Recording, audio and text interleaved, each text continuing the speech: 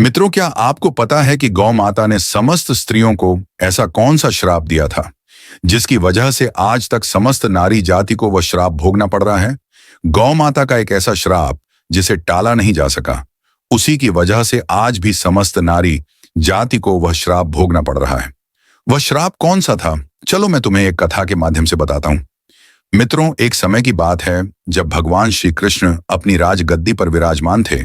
तब उनके पास देवी सत्यभामा जाती है और कहती है, हे प्रभु, मुझसे आज मेरी एक दासी ने पूछा कि पहले स्त्रियों के बच्चे होते थे तो वह पैदा होते ही चलने लगते थे, परंतु अब ऐसा नहीं है।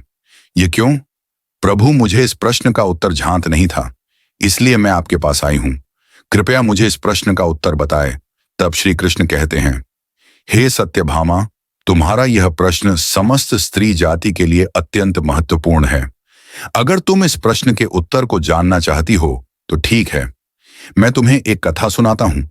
तुमको इस कथा के माध्यम से पता चल जाएगा कि किस वजह से अब स्त्रियों का बच्चा पैदा होते ही चल नहीं पाता है। तब देवी सत्यभामा कहती हैं कि हे प्रभु, मैं इस कथा को पूरा सुनूंगी, कृपया आप कथा को सुनाइए। तब श्री कृष्ण कहते हैं कि हे सत्यभामा, एक नगर में एक रामू नामक व्यक्ति रहता था। रामू एक स्वार्थी व्यक्ति था। रामू के पास में एक गाय थी। वह गाय दूध देती थी और वह रामू उस गाय को हरा भरा चारा खिलाकर उसका दूध निकाल करके उस दूध का क्रय विक्रय किया करता था। श्री कृष्ण कहते हैं कि हे सत्यभामा, रामू गाय का दूध खुद भी पीता था, अपने परिवार वालों को भी पिलाता था। उस है कि दूध की वजह से ही रामू अपने घर की दिनचर्या चलाता था। श्री कृष्ण कहते हैं कि हे सत्य भामा, धीरे धीरे रामू का समय इसी तरह से व्यतीत हो रहा था। कुछ दिनों बाद ही एक समय ऐसा आया कि जब रामू को गाय ने दूध देना बंद कर दिया। जैसे ही गाय ने दूध देना बंद कर दिया तो इधर रामू ने उस गाय को चारा भरा डालना बंद कर दिया। और एक दिन वह आ गया कि उस दिन रामू ने गाय को बहुत मारा, पीटा और उस रामू ने उस गाय को घर से ले जाकर जंगल में छोड़ दिया। अब वह गाय बेचारी अकेली पड़ गई। बेचारी गाय अकेली जंगल में इधर उधर घूमती फिरती है और एक दिन जंगल में बने एक मंदिर के पास में पहुंचती है और भगवान से विनती करते हुए कहती है, हे भगवान, मैं आपसे यह वंदन करती हूं कि हे प्रभु, आपने हमें गाय की योनि में डालकर कितना गलत काम किया है। वह गाय कहती है, देखिए, जो आपकी 84 लाख योनियों में सर्वश्रेष्ठ योनि मानव की है, वह कितना पाप और कितना दुष्कर्म करता है। वह गाय आगे कहती है, जब तक मैं दूध देती रही तब तक उस व्यक्ति ने मुझे अपने घर पर रखा। जैसे ही मैंने दूध देना बंद कर दिया, उसके बाद में उसने मुझे चारा भी नहीं डाला। इतना ही नहीं, उसने तो मुझे घर से बाहर ही निकाल दिया। अब मैं इधर उधर भटक रही हूं। अब जंगल में चारा खा खा करके, जंगल में घास खा करके मैं अपने पेट को भरती हूं, गुजारा करती हूं। हे भगवान, आपने जो सर्वश्रेष्ठ योनि बनाई है, प्रभु, यह तो कितनी स्वार्थी और लालची योनि है। श्री कृष्ण कहते हैं कि हे सत्यभामा, धीरे धीरे समय व्यतीत होता चला गया। गाय बेचारी दर बदर भटकती रही। जब भी वह गाय रामू के द्वार पर आ जाती है तो अब रामू लाठी लेकर के उस गाय को जंगल की तरफ, खेतों की तरफ भगा करके आता है। श्री कृष्ण कहते हैं कि हे सत्यभामा, धीरे धीरे जब वह गाय एक दिन गर्भवती हो जाती है तो अब जैसे ही 3-4 महीने का गर्भ हुआ है तो उसी जंगल से एक स्त्री गुजर रही थी। उस स्त्री ने जैसे ही उस गाय को देखा, उसने मन में सोचा कि यह गाय तो गर्भवती है। मैं एक काम करती हूं, इस गाय को मैं पाल लेती हूं। जब इसका बच्चा हो जाएगा तो यही गाय मुझे दूध देने लगेगी। तब मैं इसका दूध खुद पीऊंगी और साथ ही अपने परिवार वालों को भी पिलाऊंगी। वह स्त्री आगे कहती है कि इस गाय का दूध खूब क्रय विक्रय करूंगी। लेकिन जैसे ही वह स्त्री उस गाय को पकड़ने के लिए अपने पति को बुलाने के लिए जाती है और जब तक उसका पति वहां पर आता है तब तक वह गाय वहां से चली जाती है। धीरे धीरे और समय व्यतीत होता है।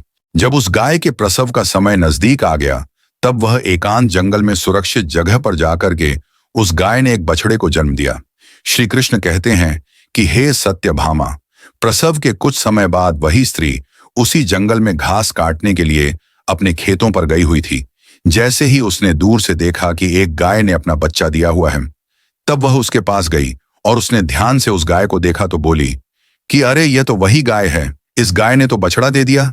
चलो, अच्छा हुआ। श्री कृष्ण कहते हैं कि हे सत्यभामा, वह स्त्री सोचती है, अब मैं इस गाय को पकड़ करके अपने घर पर अवश्य ले जाऊंगी। जैसे ही वह स्त्री उस गाय के पास से अपने पति को बुलाने के लिए जाने लगती है, तभी गाय उसी समय उस स्त्री से कहती है, हे बहन, आज तुम हमारे ऊपर एक परोपकार कर दो। यह हमारा जो बच्चा है, यह पीछे पड़ा हुआ है। इसे उठाकर कि तुम गर्दन के ऊपर रख दो। मैं अपने बच्चे को लेकर के किसी सुरक्षित जगह पर चली जाऊंगी, क्योंकि यह मेरा बच्चा 8 महीने बाद चलने लायक हो पाएगा। 8 महीने बाद अपने पैरों पर चलेगा। श्री कृष्ण कहते हैं कि हे सत्यभामा, ऐसा अब भी है, ऐसा पहले नहीं था। पहले गाय का बच्चा 8 महीने के बाद ही अपने पैरों पर चलने लायक हुआ करता था। श्री कृष्ण कहते हैं कि हे सत्यभामा, लेकिन जैसे ही उस स्त्री ने गाय की बात सुनी तो वह बहुत जोर जोर से हंसने लगी। वह कहने लगी, तुम्हारा बच्चा इतना गंदा है, इतनी गंदगी में यह पड़ा है। मैं तुम्हारे बच्चे को उठा करके तुम्हारे कंधे पर क्यों रखूं? मैं तुम्हारे ऊपर यह परोपकार क्यों करूं? जैसे ही उस स्त्री ने उस गाय का बहुत मजाक बनाया, उस समय गाय बेचारी असहाय थी। वह अपने बच्चे को उठा नहीं सकती थी। श्री कृष्ण कहते हैं कि हे सत्यभामा, उसी समय दुखी होकर के गाय ने श्राप दे दिया। उसने श्राप देते हुए कहा कि जाओ, आज तुम्हारा बच्चा जन्म लेने के बाद तुरंत चलने लगता है, लेकिन आज मैं श्राप देती हूं, तुम्हारा बच्चा जन्म लेने के 8 महीने बाद ही अपने पैरों पर चलने लायक होगा। और जो यह मेरा बच्चा आज चल नहीं पा रहा है और यह आज के बाद पैदा होते ही बहुत जल्द अपने पैरों पर चलने लायक हो जाएगा। श्री कृष्ण कहते हैं कि हे सत्यभामा, इसी शराब के कारण स्त्रियों का बच्चा अपने पैरों पर पैदा होते ही नहीं चल पाता, क्योंकि गाय माता ने समस्त स्त्री जाति को श्राप दिया है। परंतु गाय माता का जो बच्चा होता है वह तुरंत चलने लायक हो जाता है। अब श्री कृष्ण आगे कहते हैं, हे देवी सत्यभामा, अब तो आपको पता ही चल गया होगा कि आखिर किस कारण से स्त्री का बच्चा पैदा होते ही नहीं चल पाता, और वह कौन सा श्राप है जो गाय ने स्त्री को दिया था। तब देवी सत्यभामा कहते हैं कि हे प्रभु, अब मुझे मेरे प्रश्न का उत्तर मिल गया है। इस प्रश्न का उत्तर बताने के लिए आपका कोटि कोटि धन्यवाद। बाद मित्रों, कहा जाता है कि सतयुग में जिस समय सुखदेव जी पैदा हुए थे, तो सुखदेव पैदा होने के तुरंत बाद ही अपने पैरों पर चलने लगे थे, और वेद व्यास भी जन्म लेने के तुरंत ही बाद अपने पैरों पर चलने लगे थे। यह बात सतयुग की थी, लेकिन कलयुग में ऐसा नहीं है, क्योंकि गाय ने समस्त स्त्री जाति को श्राप दे दिया था। उसी दिन से समस्त स्त्रियों के जो बच्चे पैदा होते ही चलने लग जाते थे, उनकी प्रक्रिया वहीं पर रुक गई। गाय के श्राप के कारण ही स्त्री का बच्चा 8 महीने बाद ही बच्चे चलने लायक, अपने पैरों पर खड़े होने लायक बन पाता है, और गाय का बच्चा उसी दिन से अपने पैरों पर चलने लायक हो जाता है। इसीलिए किसी की आत्मा को कष्ट नहीं देना चाहिए, और यही सनातन धर्म का सबसे बड़ा धर्म है। गोस्वामी तुलसीदास ने लिखा है, परहित सरस धर्म नहीं। भाई, दूसरे के दुख में दुखी हो जाना, दूसरे के काम आना सबसे बड़ा धर्म माना गया है। तो इसलिए हमें असहाय पशु की पक्षियों की सहायता करनी चाहिए। गाय के श्राप की वजह से ही जितने भी पशु पक्षी हैं, उन सब के बच्चे जन्म लेने के तुरंत बाद चलने लग जाते हैं। लेकिन स्त्रियों के बच्चों पर इसका विपरीत प्रभाव पड़ा कि जन्म के तुरंत बाद स्त्री का बच्चा चलने लायक बन पाया हो। एक स्त्री की गलती से आज समस्त मानव जाति की महिलाओं को उस श्राप का खामियाजा आज भी भुगतना पड़ रहा है। मित्रों, आपको यह कथा कैसे लगे, हमें कमेंट में अवश्य बताइएगा। और वह कौन सा शराब था जो स्त्रियों को मिला था, वह भी आप समझ चुके हैं। मित्रों, कमेंट में जय श्री कृष्णा अवश्य लिखना। साथ ही अगर आप हमारा चैनल पर नए हैं तो चैनल को भी सब्सक्राइब अवश्य कर लेना। हो सके तो इस वीडियो को समस्त माताएं बहनें शेयर अवश्य करें। वीडियो देखने के लिए आप सभी लोगों का दिल से धन्यवाद।